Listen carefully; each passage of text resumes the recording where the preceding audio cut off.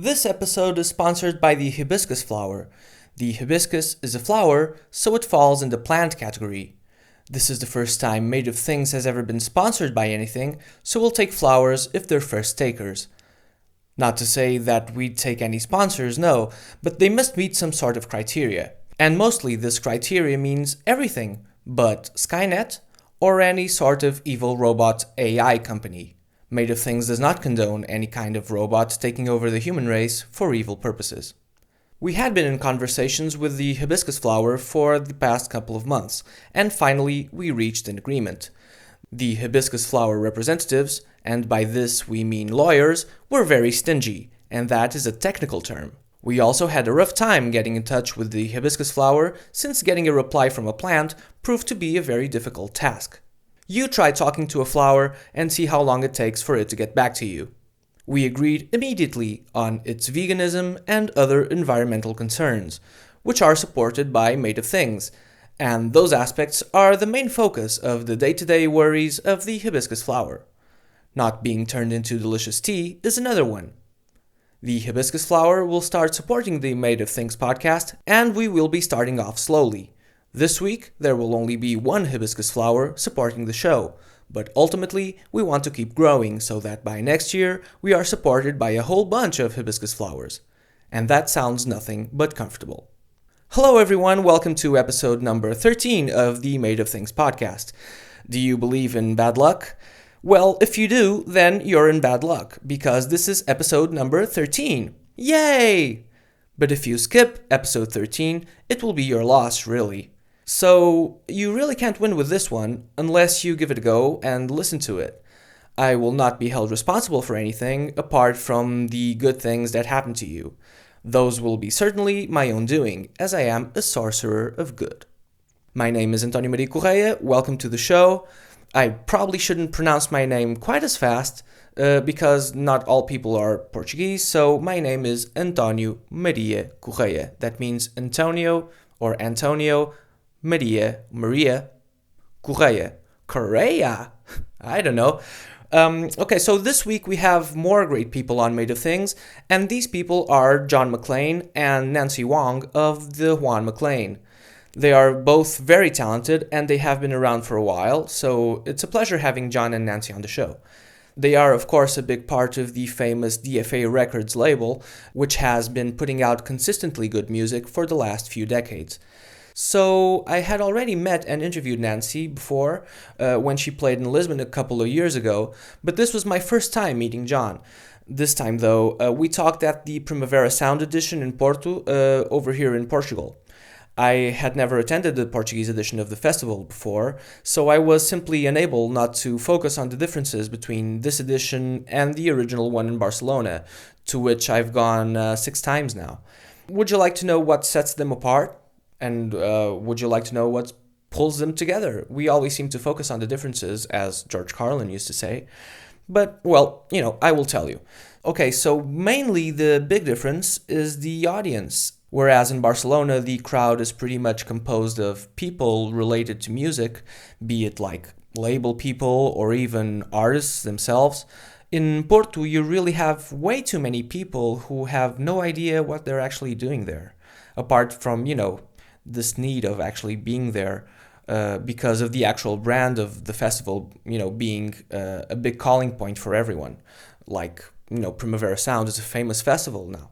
So the percentages for each type of audience are quite different. In Porto, you can tell they are trying to make the festival, the complete love fest that happens every year in Barcelona, but it's still proving to be something quite hard to achieve, the magic that happens in Barcelona every year. Barcelona every year. That being said, Porto has a much more beautiful setting and a more natural one too. So if you're more of a fan of nature, Primavera Sound Porto would be the festival for you in terms of the Primavera franchise. So go there if you're not Werner Herzog or anything. But in Porto, it's also slightly less comfortable than Barcelona. Both festivals, though, have lots of great music, even though Barcelona still takes the cake on that one. Which cake, do you ask? Let's say let's say a Sachertorte. It's a pretty international cake.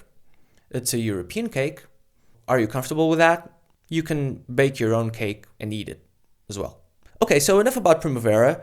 I hope you're not bored yet. I really tried my best and possibly failed, because this relates to pretty much no one that has never heard of Primavera Sound.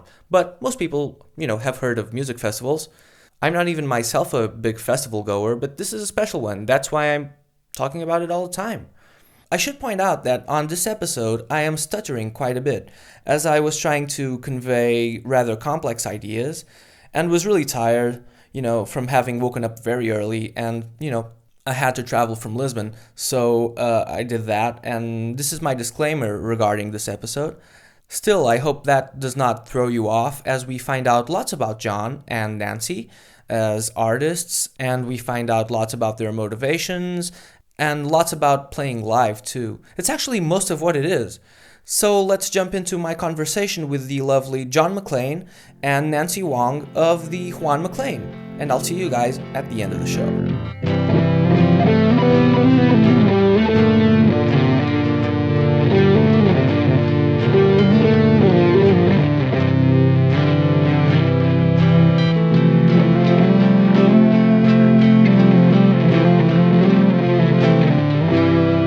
Just some notes. Yeah. How are you guys? I'm cold. Isn't it so cold? It's very cold. It's never been this cold in Barcelona. I thought it once maybe. It's because we're playing the festival tonight. So We've been here for days, and every day has been amazing. Even this Best afternoon, weather. it was great. Yeah. Yeah. Wow. Yeah, because you played this past winter, you said? This past winter, you said? No, this afternoon. Oh, this afternoon. Oh, okay. This afternoon, the weather was nice. Because you guys kind of return to Portugal kind of often, right? Like even you and Nancy does as well. Yeah. It's been a while since I've been here, though.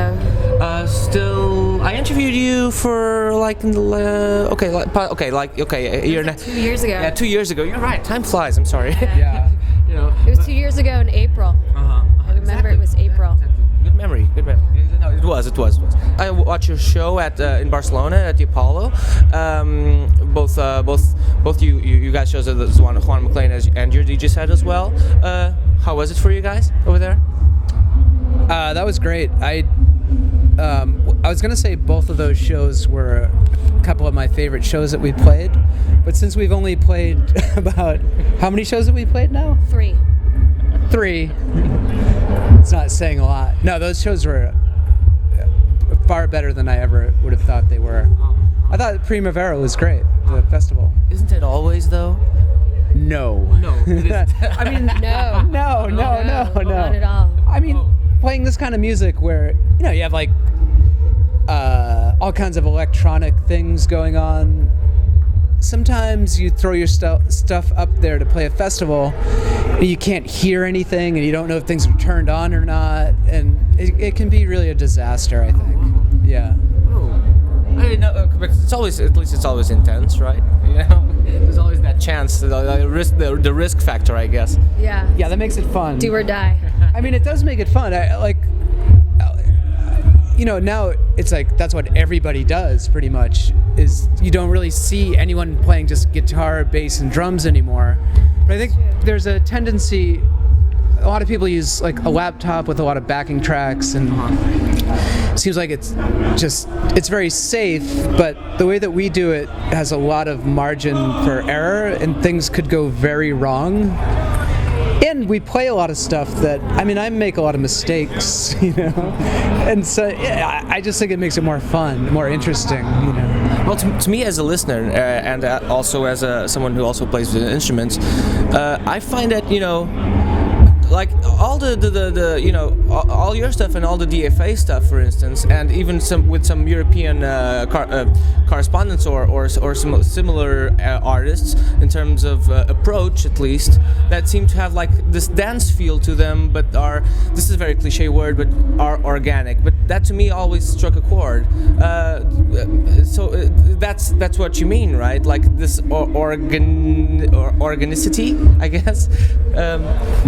It's not really a question, but that is what you mean, right? Yeah, we both come from like punk rock, post-punk like music backgrounds where it's like a lot of, it can be fairly chaotic or aggressive or like really harsh sounds or something, and that just always appeals to me more playing live. If we had to stand up in front of just like a bunch of backing tracks coming out of a laptop, like I just wouldn't be able to do it. It's just the whole thing takes too much of your time and effort in your life to just, your only reward is that hour for the show, and if you just got up there and nothing could happen, basically. Yeah, just karaoke, I wouldn't be able to do it. I like that,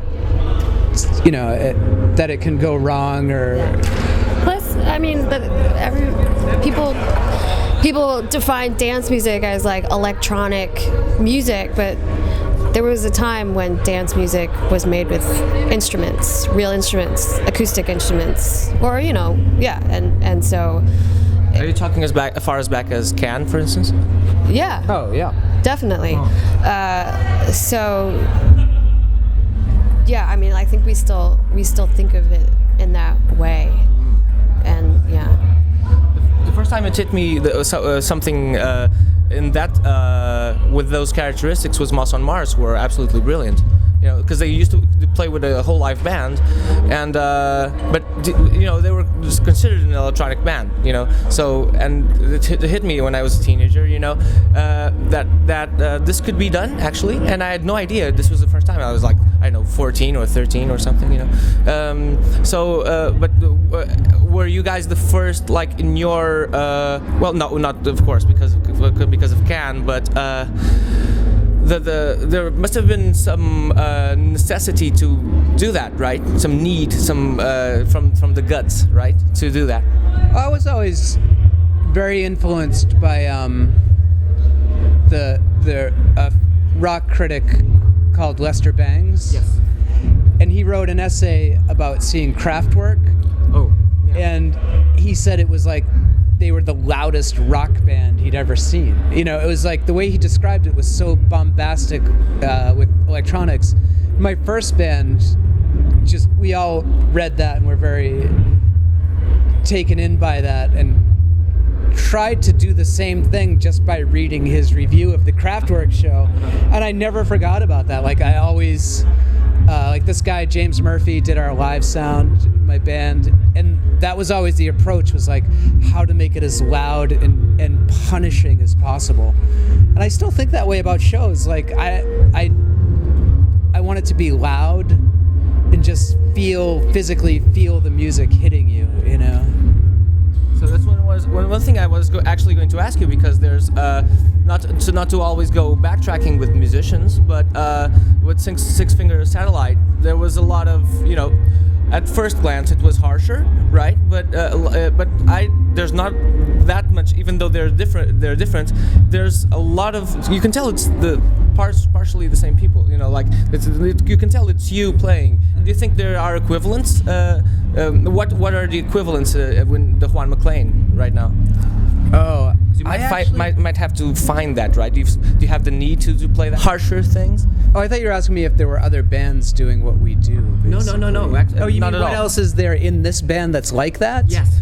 I mean, like even the synths, the synthesizer that I play, it's like it's just very different than like a software synthesizer, or we use an MPC as a sampler instead of a laptop, and the sounds are very like harsh and distorted coming out of it.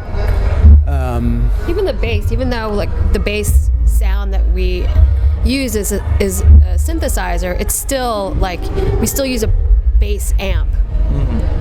The sound still comes out of a bass amp on the stage, and it's not just that you hear it, you feel it on the stage. You have to feel like it, like in your chest, and at least we need to hear it like that. Otherwise, it's what's the point? It's part of that same question of, I think now it's like people are like, well, if there's an easier way to do something, then often the answer, people just say, well, I'll just do the easier thing. Why would I not do the easier thing?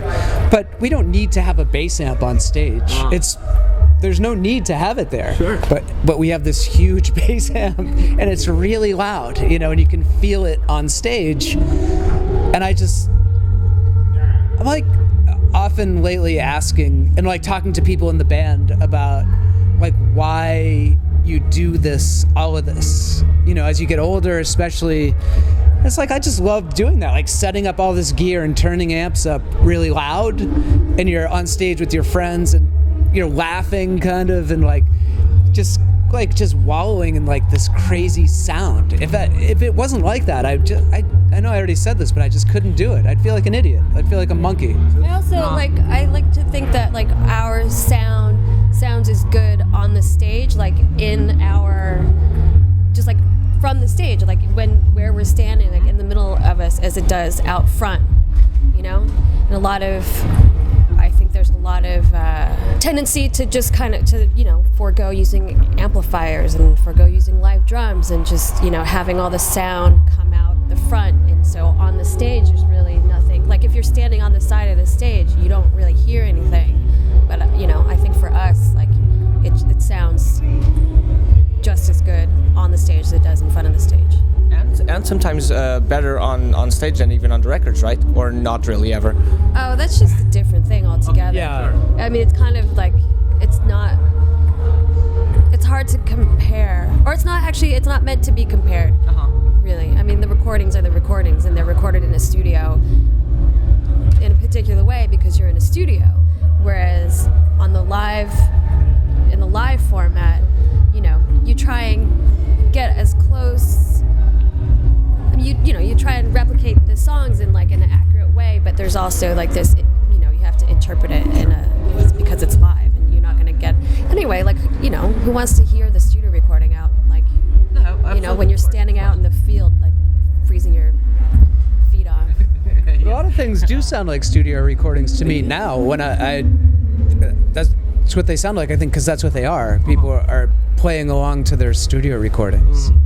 That's what makes, I guess, a lot of, not to categorize you guys within the whole DFA thing, but what I mean is that I've seen you guys play live, and it's very powerful, and always, anytime I've seen DFA acts live, it's been extremely powerful. It's like you guys are always excellent live, you know? Maybe it's because of that, I guess. Like, I don't know, this isn't just my thought. Well, there's an emphasis on being that way. That was the culture of DFA. I mean, like, you know, James, I guess in the old days was more, there was just a culture of like, if someone was starting their live band, if they would have said, you know, well, I'm just gonna play tracks through a laptop, everyone would be like, no, you're not gonna do that. You know what I mean? Like, even emulators now with synths, like they're very, very close to the original thing, but not quite the same, right? Like, it's better to carry around a Korg MS-10, right, or MS-20 or something like that, which is like bulky and stuff. Yeah, I mean, there are limits.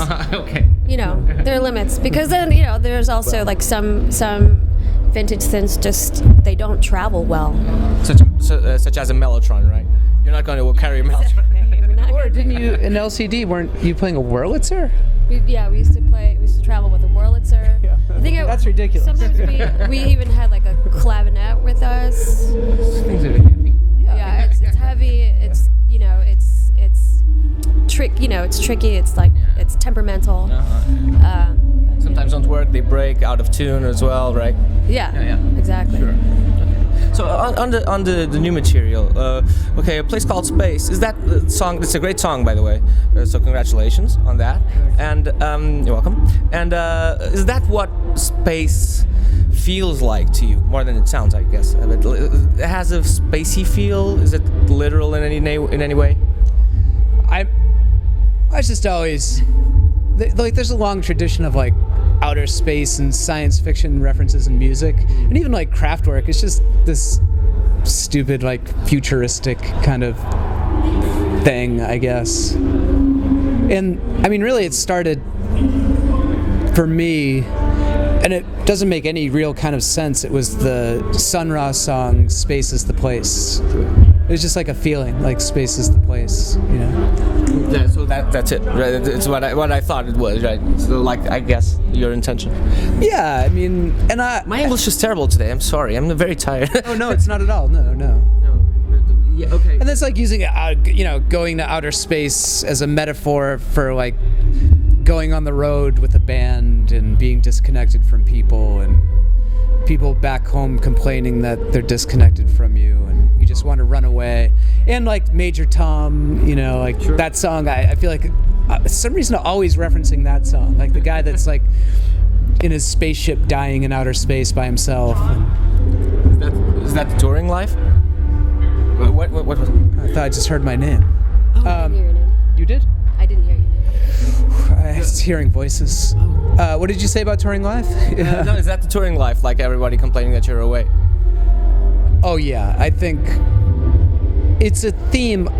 I mean, when you've been touring, you know, for many years, you start noticing that they're the same things over and over again. Like you're always leaving someone behind. I mean, I have kids. Nancy has a dog. You know, and she has to look at pictures every day of the dog being sad. What's the dog's name? Doris. Doris. Okay. I bet she's adorable. She is. That's a name for an adorable dog. She's the most adorable. What's the breed of the Doris? She's a pit bull. Pit bull. Okay, cool. And an angel. Pit bull angel. The new breed. The only Doris is that breed. Yes. Yeah. Pit bull angel. Awesome. What about simple design though? Is it like a Icarus tale, like reaching too high, like having too much of an ambition? I don't know. That's Nancy's question. Okay. No, kind of the opposite. So like absolutely wanting to reach for like ambitious things. It's about being stuck. Yeah, it's about being stuck. Oh. In anything? Just, you know, whatever, in like a mode and a way of thinking and just kind of being Rigid? paralyzed. And coaxing yourself out of that paralysis. And what would you advise as a coaxing method? To not have any expectations. To detach yourself and just react to the moment, right? Yeah, just do it. Like Nike says. Just do it. And especially when you're like, when we were making this album, it's like, I spent at least a couple of years just walking around thinking about it. And you just play it over and over in your head, like, well, do I just do the last thing that I did? And then you start thinking, well, all these bands do that now. I can't do that. And then you think, well, I'll do this other kind of thing that I like. And then you think, well, but it'll be too different and people won't like that. And then you just go in circles and you never do anything. Yeah. And then all this like process happens in your head and you feel like you're making progress or you're like, you know, working it out, but from the outside, nothing's happening. So it's just about like just forgetting about that and just starting. Do you feel like time is like more of like a spiral than it is a circle? Time is a flat circle. That's the way I look at it. So it's not a spiral at all. It's possibly a flat spiral, which is something that doesn't exist, I guess. It's a flat circle. It's a flat circle. Awesome. That's how I live my life. You guys have a split of 2 years ago, Chit Robot, who have Reggie Watts on it. Is Reggie a part of... I'm a big fan of Reggie's, and is he a part of the whole artistic family, you would say, or not at all? You barely know him. Yeah. Yeah. Absolutely. He played with LCD Sound System during our last shows. You know, he did those vocals for Shit Robot. He's done a couple of times. He has a new one coming out with, Yeah. with his vocals, with Reggie's vocals. Yeah. He also used to play in another band with other friends of ours. Which was? It was called Tippy Toes. Oh. And which also has members of Jessica Six and Midnight Magic. And they're definitely part of the creative family. And other artists I really like who you've worked with or for, in terms of remixes. You've remixed a couple of Chairlift songs a few years ago. Of Chairlift, Caroline Polachek. I forgot about that. yeah. You did? Yeah. Long time ago. I think 2 songs, right? Yes. About, I don't know, 4 years ago, possibly. Yeah. Didn't we play with them? We played with them. Could be, yeah. We played with them at Bowery. I think they're great. And are they like some of the most creative forces in terms of music in general, you would say, in recent years? Like, because they seem very special. right? I guess there's a connection when it makes some sense that you guys are working with them. To me, Yeah, at least. I actually haven't seen them in a really long Yeah, time. I think they just kind of fell off the face of the earth. They broke up. I mean, well, I think they do have something coming up. I guess I don't know. yeah, I don't know. I don't know. Sure. I just like to know because yeah. And what are you guys up to for the following few months? Just playing more shows with the band. I mean, honestly, we originally, the whole purpose of getting the band together after we said we would never play live again ever was really to play Primavera. Like, there was just a really good offer to play Primavera, and it seemed, and that was the thing that really for the first time gave us pause, like maybe we should just try to do that. And then we thought, well, we shouldn't just show up to a festival this size and just get on stage without playing. So we booked a bunch of shows in the United States. And I think we just really caught off guard by the response, because straight away we played 6 sold-out shows in Brooklyn, and then every show we played after that in each city was by far the best show we ever played in those cities, to an astonishing extent. And just the reception has been so amazing that I don't know, it's made me reconsider things a little bit. I think maybe taking time off was good, and maybe the world has caught up to that kind of music a little bit, you know, and yeah, I don't know. It's hard to say. You know, public perception sometimes takes its time, right? Doesn't it? Yeah, I mean, even at like Primavera the other night, I mean, I didn't know there would be that many people standing in front of us, and then just hearing, you know, feeling the response when we'd start a song, and hearing people singing to like a Simple Design or something, and you know, it's like I wasn't expecting any of that.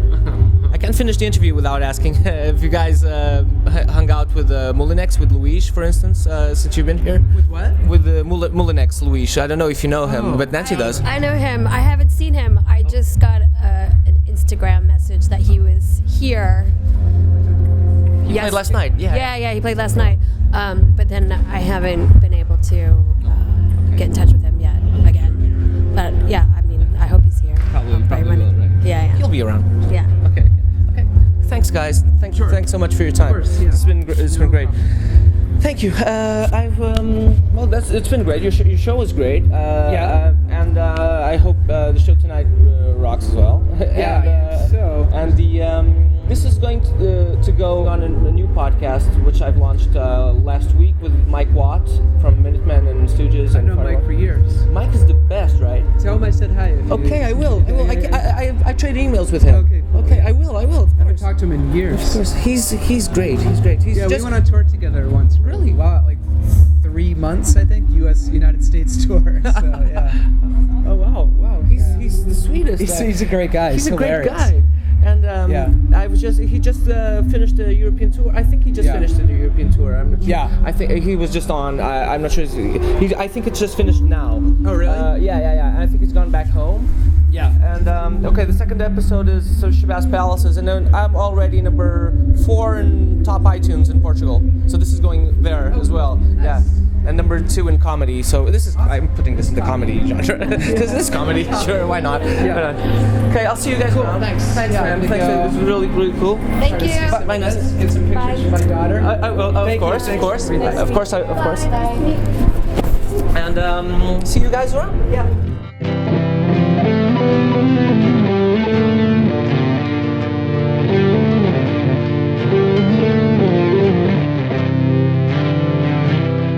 We're back, at least I am. I hope you enjoyed this episode with John MacLean and Nancy Whang at Primavera Sound in Porto. This week I will probably be posting another episode, so please subscribe to Made of Things on iTunes and follow on Twitter at Made of Things Pod and Instagram at Made of Things. Also, if your name is Download McDownloadson, you can get all the episodes from the Made of Things pod site on WordPress.